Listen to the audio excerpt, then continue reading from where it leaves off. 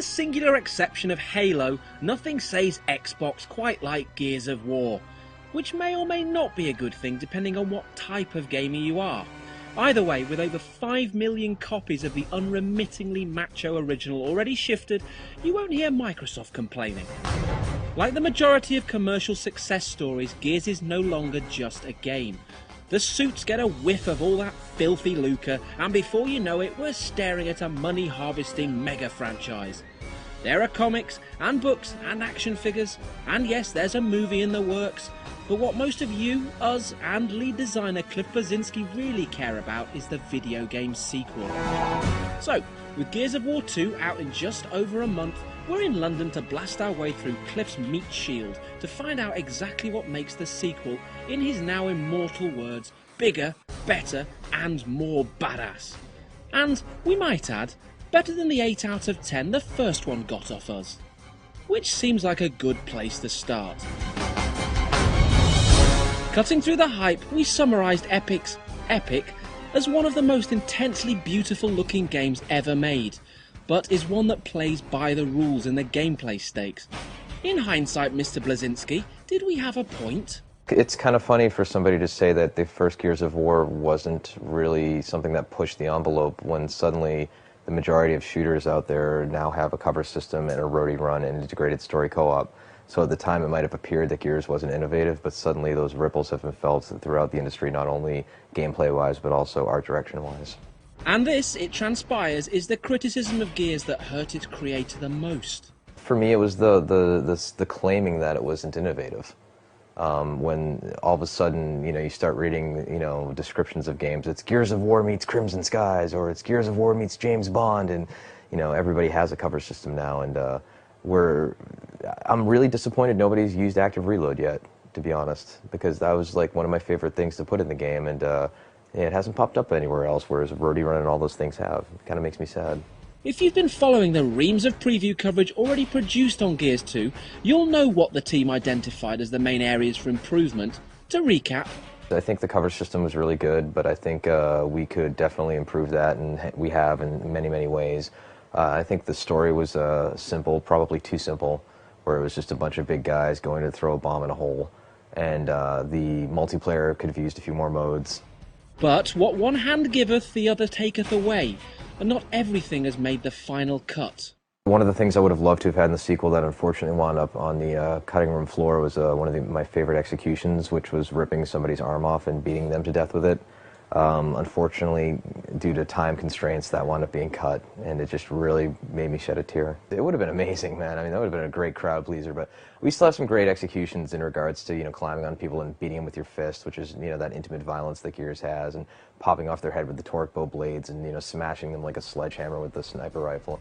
Speaking of acts of extreme brutality, for all the effusive praise that's come Gears of War's way, there's plenty out there in internet land with a different take on the game and its ubiquitous frontman. We've already seen what happens when creator and critics collide, in the case of Silicon Knights boss Dennis Dyack. Dyack's kamikaze tactics are not something Bleszinski intends to emulate. Whenever something becomes large or successful, then there's always a certain percentage of backlash where it becomes cool to hate what's universally accepted as something that's very stellar or very interesting. I think one needs to be very careful when dealing with those kinds of criticisms on the internet, because you're never going to fully get rid of it. And if you do a good enough job with your entertainment product, with your interviews, whatever you are doing to share the experience with people, your ultimate fans will come to your aid and they will defend you. Getting involved on internet flame wars and everything like that is something that I'm too busy shipping games and things like that, and reading Eurogamer. Ah yes, that'd be us. Come on, own up. Who's been slagging off Cliff? Your Eurogamer commenters aren't huge fans of me. It's highly amusing to read. I believe I've been called a wanker numerous times. I've found that people who like what I do and like me, will come to my defense. Those who hate me, you have to have a thick skin to be in this business and to be some sort of a public figure. And I'm like, you can call me whatever the hell you want as long as you play Gears of War 2 and give it a fair shake. The internet sometimes facilitates dickishness. I don't know why that is, but it is. One area of the original that was roundly criticised, and which the team acknowledges, is its underdeveloped narrative. Fine if you spend your time eating steak while doing one-arm push-ups, but it was pretty one-dimensional. Has the series finally found its heart in the sequel? I mean, there's still a fair amount of jock, frat boy, macho bullshit in the game, I'm not going to lie, but at the same time, you know, there's a little bit more personal elements in there. There's, you know, some of the themes in the game as far as loss and retribution and the sadness of war. I think they're coming through a lot more in this game, more so than they did in the first. Yes, it's about monsters, yes, it's about chainsaws and blood, but it's also about a guy who's looking for his wife. If you're dying to know where the story is headed and what we should expect from Gears of War 2's climax, we did manage to squeeze a little hint out of the man who has humanity's fate at his fingertips. It's really hard to talk about the ending of an experience such as the campaign without really spoiling anything. I think gamers are going to find themselves a satisfied, sweaty mess after they play through the campaign of Gears 2, and hopefully will answer a fair amount of the questions that they have about the characters in the world while raising a few more. As one of the best looking video games ever crafted, Gears 1 still stomped all over much of its would-be competition.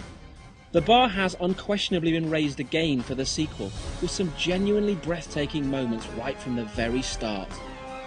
The tech, of course, is Unreal 3 and engineered in-house. One of Bleszinski's colleagues recently suggested 360 was already nearing its limits, which predictably set the forums ablaze. But Mr. Gears is convinced there's plenty more juice in the box yet. Well, in some ways, Rod's quote was taken out of context, but at the same time, what we do at Epic is, especially with console development, is working with what we're given. It's not like the PC where you can just say, oh, they'll get a bigger hard drive or they'll get more RAM.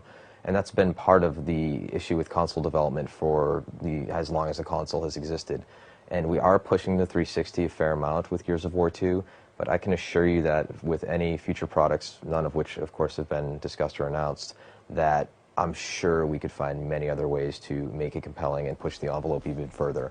So, in summary, Mr. Bleszinski, why should we be steaming up with excitement about Gears of War all over again? I believe that Gears of War 2 is one of the best shooters that's been crafted. I think the campaign is a truly compelling roller coaster ride of a Hollywood blockbuster from the start to the finish that has some wonderful, shocking moments as well as a couple emotional ones, some great twists and turns. Around every corner there's a new surprise, there's something to be had, as well as a comprehensive multiplayer experience that hopefully players will play for months, if not years to come.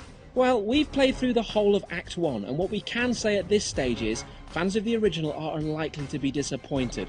And we certainly won't be on the phone to trading standards about that bigger, better and more badass tagline.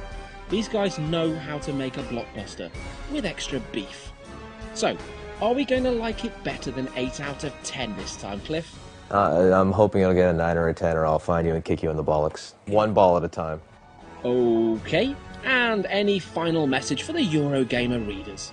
I hope they really enjoy Gears 2. I hope they give it a fair shake, and I hope they play it in all of the modes. I hope they beat the campaign. I hope they play the campaign in co-op with a friend, and I hope they, you know, grab a few buddies, play some Horde, and kick the shit out of each other in Versus.